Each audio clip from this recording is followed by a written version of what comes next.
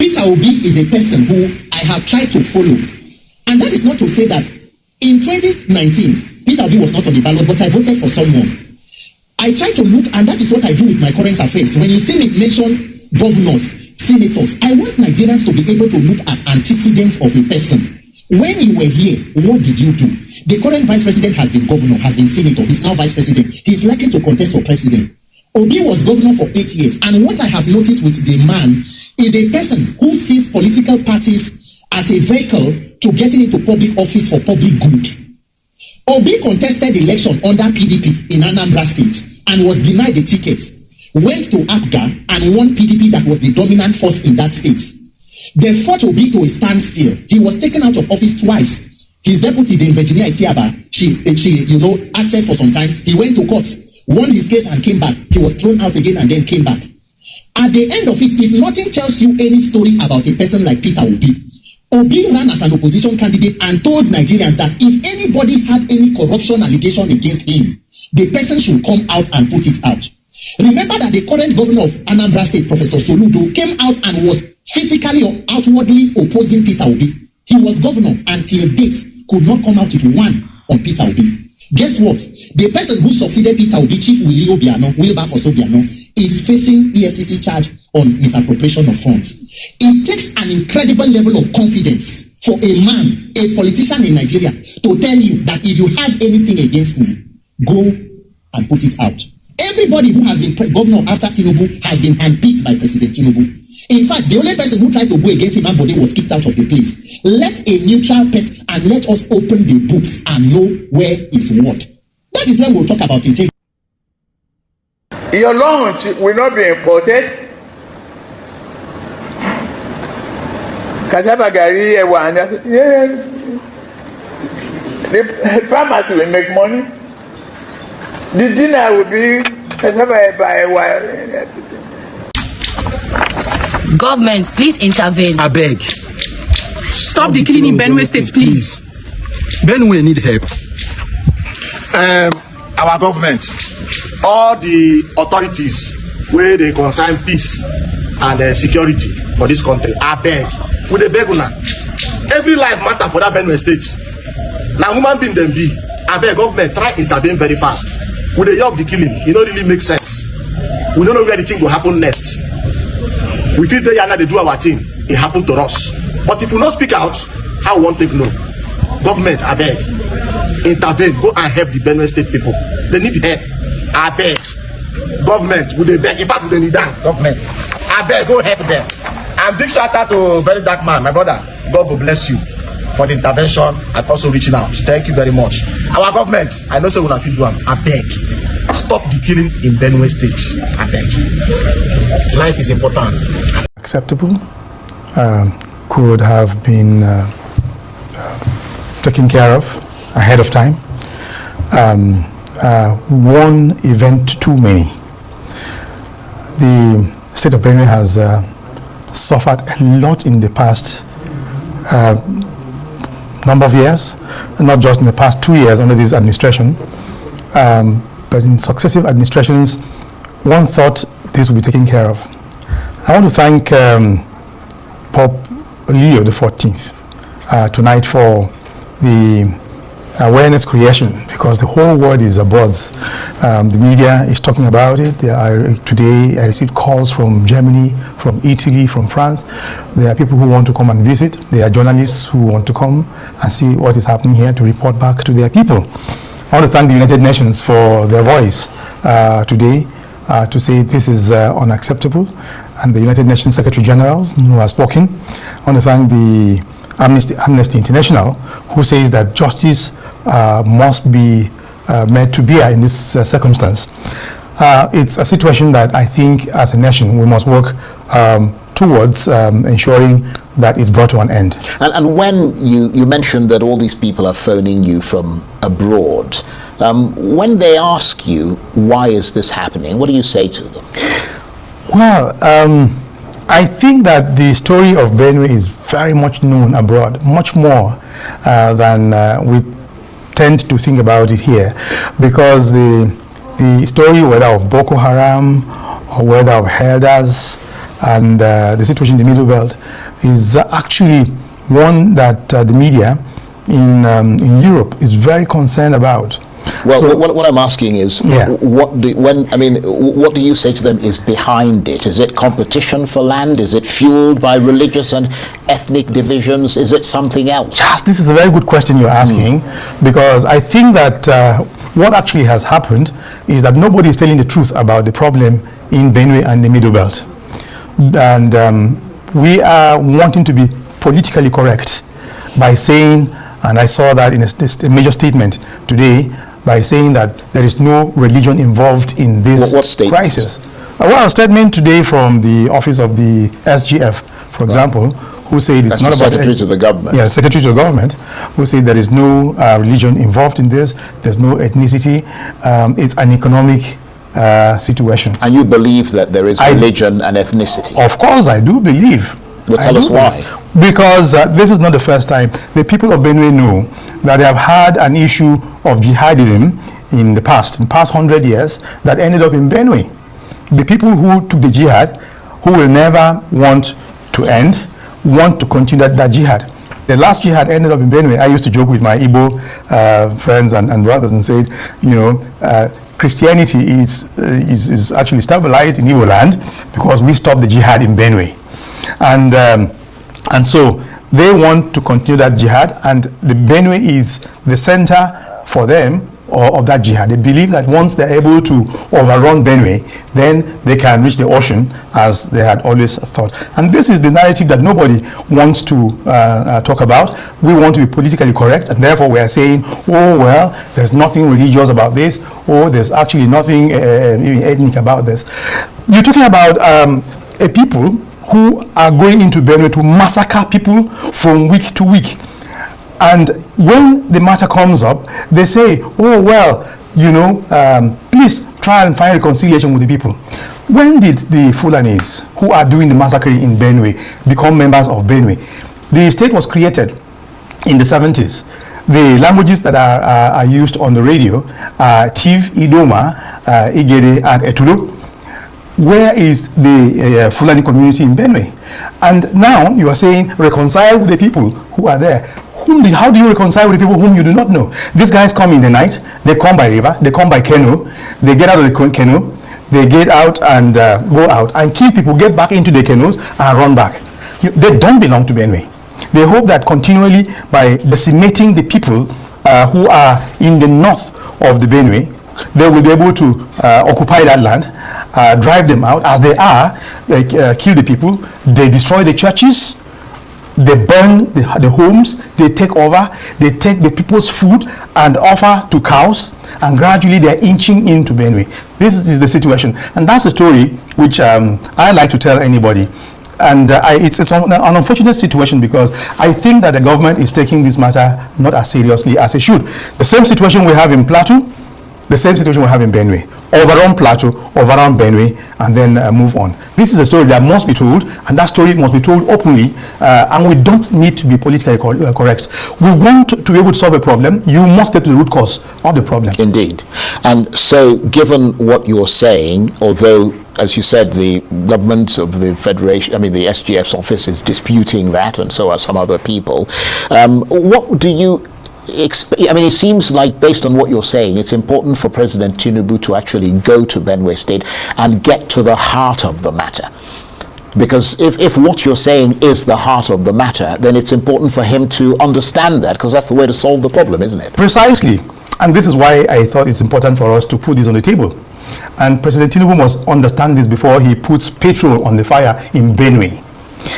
Yesterday, the statement that came out from Bayo Onanuga said that's one of the president's spokesmen. The president's spokesman said that the people of Benue ought to reconcile among themselves, reconcile with the people who are killing them. Who are these people who are killing them? Do they know them? So how do you reconcile with someone whom you cannot even see? That's a good point, because I put that point to the governor of Benue State when he was on this program yesterday. Yeah. So how do you dialogue with someone whom you cannot see? Where the two of us are dialoguing now. You and I can talk about whatever issues. Those guys, nobody knows them. Nobody knows their address. They come in the night. in hundreds, they kill in the night and they go. So the issue that is actually at stake here, which nobody is talking about, and I would like the president to address it, the United Nations is asking him to do so, and the Amnesty International is asking him to do so, and Pope Leo is asking him to do so, is to find out who is doing the massacring of the people, who is doing the killing, and to bring them to justice. Nobody is saying we must bring these people to justice. So your assumption is that the president doesn't actually understand what is going on? Precisely. I think he does not understand. He does need to understand the situation that's going on. And if he does not, then he goes in there and he can make a statement or make statements that are going to be inflammatory. They are going to make things worse. I think it's important for us to let the president know that there is a situation on the ground which he needs to understand properly and to address adequately when he's on the ground. And you mentioned Pope Leo. I mean, he is the Catholic pontiff. Of course, he's the head of your church, the Catholic Church. I mean, he's been offering prayers in supplication over what has happened in Benue State, and his voice does carry a lot of political and moral weight. But I'm wondering whether or not he's getting involved in it because there's a religious, you're saying there's a religious element. He has information in this regard. He has very clear and strong information in this regard, and that's why I'm saying, he would not want to get into the politics of Nigeria, but he's appealing because he knows that the people who are being massacred are members of his church. In fact, we are hearing that the bulk of the people who were killed in this attack are people who were kept in an IDP camp that is actually run by the Catholic Church.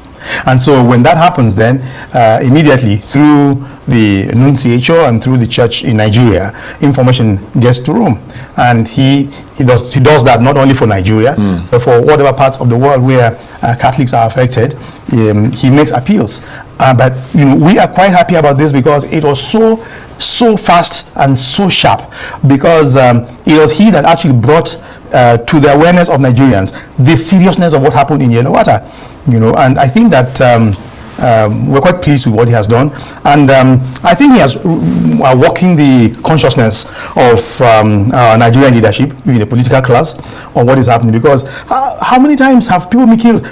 There was a time under Otom's government where we buried 97 people. There were 97 corpses that were put together in the stadium in Makurdi, at which we had a mass and had to bury them. This is happening at Christmas. This is happening at Easter. This is happening in the New Year. At periods when Christians are meeting and celebrating, this is when these people strike, most of the time. Well, let's look at potential solutions, because I seem to remember, you mentioned Governor Autumn. I seem to remember that he enacted a law for the prohibition of open grazing. The machinery appeared to have been set up for that law to be implemented. Livestock guards, we're told, were put in place to try to ensure that cattle do not graze openly and randomly. But there are allegations that the current government has relaxed all this. Is that a fact? Yeah, well, I think that there was not a very clear understanding at the beginning of this present administration. The state administration. The state administration, right. Yes.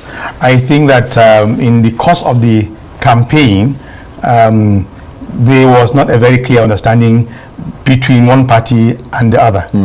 But the problem has remained, because it is not a problem that actually began under Otom. It was there under Suswam's government, then under Otom's government, and the situation is exacerbated right now under the government of Father Alia, who is doing a lot indeed, unknown to many people, but trying to ensure that it does not escalate the situation. Right. It's trying to ensure that this can be taken care of. My worry at this particular moment is that the military is unable to carry out even the commands of the head of state, who say to them, for example, take care of this situation. He told us a couple of days back. Unable, what do you mean? Well, unable in the sense that they have not been able to move in to act. Right. And that is quite disheartening, because they could have done so much. There are groups of military attachments in Makurdi. And I can tell you, Charles, that it's like we, staying here at the Hilton, and there are people out around Asokoro who are attacking the city, and the military is here, and the military is doing nothing for week upon week and from month to month, and nothing is being done.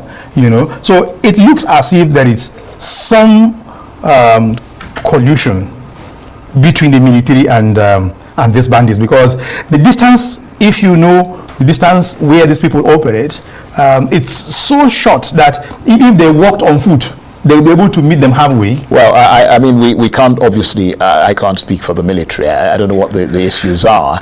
And we also have to be circumspect in why they have not been able to handle it. But it is a legitimate question that you raise as to why it has not happened. I mean, I don't think we have the answer yet, but there clearly is a reason. And I'm wondering, because you mentioned the state governors, I mean, a succession of them, these things have been happening, and you would have thought that they would have the kind of knowledge about what is going on in their states and would communicate that to the people who are coming there to try and solve the problem. A very legitimate issue. Yeah, but it just keeps repeating over and over. And I wonder also, even for the governors themselves, how, I mean, it's a very discomforting story, but how much it carries a message of helplessness for them over these almost daily killings. Because, I mean, it sounds like a very sort of deeply worrying reminder that governors in Nigeria are supposed to be the chief security officers in their states, but they don't appear to have control over the security machinery in their territories. Yeah. Charles, if you disarm a man or disarm a governor, he has no powers. He can do little or nothing. And that's what I think has happened, because I think that the leadership of this country has disarmed the leadership of the states when it comes to matters of security. Forget about the security vote and all that. What do you use a security vote for when you have no powers to command, whether it's the police or the army, to take care of bandits or who are killing your people? They will not move. But this is a very serious and worrying situation, and it should be even for the government, because... But is there anything more that you think the governor could be doing to quell the crisis in Benue State? Well, Charles, you're asking me a very difficult question here, but I can attempt to answer, because I think that the people should be helped to protect themselves. They should be aided to protect themselves, because after years and years of attacks, the people are left helpless. They should be helped to protect themselves. What help will not be for me to say, but the Constitution allows people or anyone to protect himself from an aggressor. So what ways can be made available for protection should be done. I listened to an interview, some weeks back about of Governor Otom, who was saying that he wanted to be licensed to have the ammunition, firearms, right, so he could also face his people. And I laughed at it, because I said, the guys who have the AK-47s, who licensed them? Who gave them licenses? So we are getting into a state of anarchy. Well, they obviously don't have licenses. They don't have licenses. Yeah. And so we're not going to allow people to be carrying guns at random. The situation right now, people are carrying guns. Right. Unfortunately, we know they are carrying guns. I don't know how many guns there are, for example, in Benue, but I think it's the same set of guns. One day they're in Agatu, 200 of them. Another day they are in Kashimbila. That is from the Cameroon border towards Taraba, 200 of them. Another day they're in Nasarawa, 200 of them or more, and I think that they are in hundreds, and they have unlicensed guns.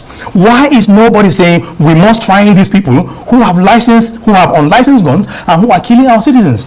This is an issue at the heart of this conversation. So, I mean, we mentioned, we're coming to the end of the conversation. Yes. We mentioned that President Tinubu is due to arrive in Benue State on Wednesday. I mean, that in itself, is that encouraging for you? It's very encouraging indeed. And I do hope that he will have a good visit to Benue, and that he will open his ears to listen to the people, and that he will not carry with him conclusions taken from Abuja, and presumptions which people would have put into his mind, that he will listen. And when he does listen, he will discover that there are aggressors who have decided to destabilize Benue and to destabilize Nigeria. Right. Destabilizing Benue is doing a lot of harm not only to the economy of Nigeria, but also to the food security of this nation.